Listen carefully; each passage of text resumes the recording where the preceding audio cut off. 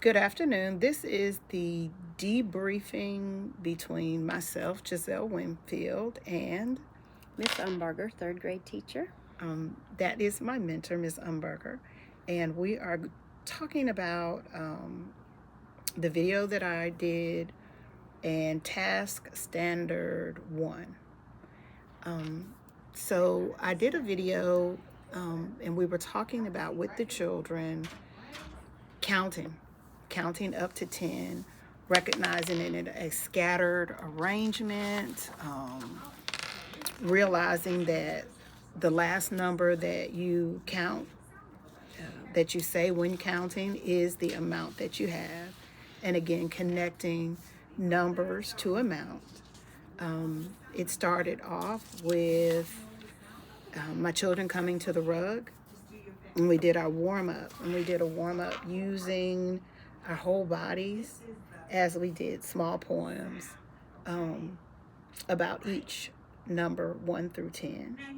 And I want to interject right here. And I really love that you use multisensory components in your lesson plan, because the air writing of the numbers and the chant that goes along with it, that connects the students to the learning, and it makes them remember what is being taught and puts it in their long-term memory. And the tactile use of the manipulatives also makes that connection to help them put what they're learning into their long-term processing system. It was kind of like when you're thinking about students, you want to think about all the different types of learners, and so you want to get something that hits your kinesthetic, your the ones that do it physically. Me and that word have never gotten Kinesthetic. along. Kinesthetic. Me and that word have never really gotten along. But I try to do it for those types of learners, and which, to be honest, most kindergartners are. Also, visual. I want them to have opportunities to write. I want them to have opportunities to manipulate things so that we can reach every child. And I'm gonna tell you, when I did my exit, I actually, and this was the first time that I taught this particular this concept. So it was a beginning of these standards. Second time that I've gone over it with them, but most of them got it. On my exit tickets, I only had 2 children that really aren't quite there, and that allows me today, when I did my flexible grouping, I pulled those children to me to make sure that they understood a little better, and so that really helps. It really helps. And I like the way that you use the gradual release model by doing the I do, we do, and you do is really the best method for teaching, because first they have to see you do it, and then when you do the guided practice, and then when you do the independent work, and then that's where, like you said, where you get your flexible groupings.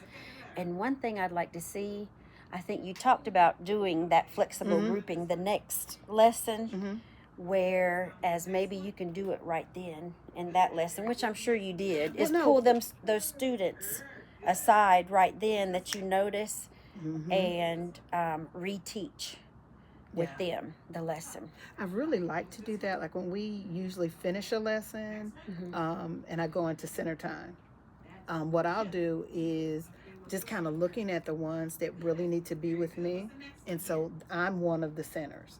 And so for my children that are struggling, I would pull them to me. The reason that I said, because I did it a little bit out of order to make sure the video got in, but yeah, doing math times and reading times, that when it's time for center times, that's when I a lot of times implement flexible grouping.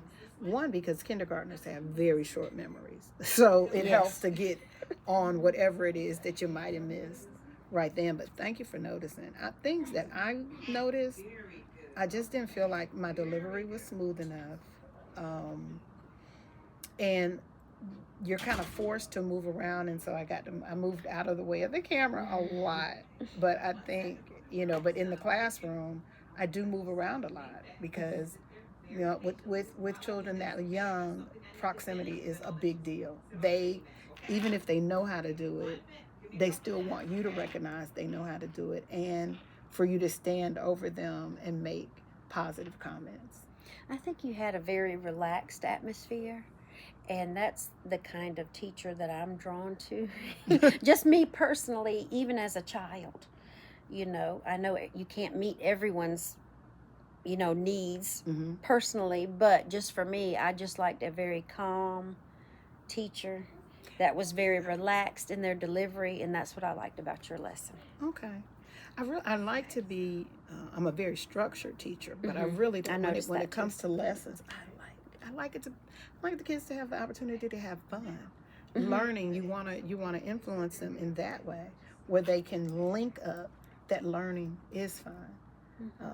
So, yeah. Well, this was a Well, very, that was a pretty good debrief. So very we're good done. lesson. We're I done. enjoyed it. We're done for this one. And I thank you so much for being my mentor. Thank you.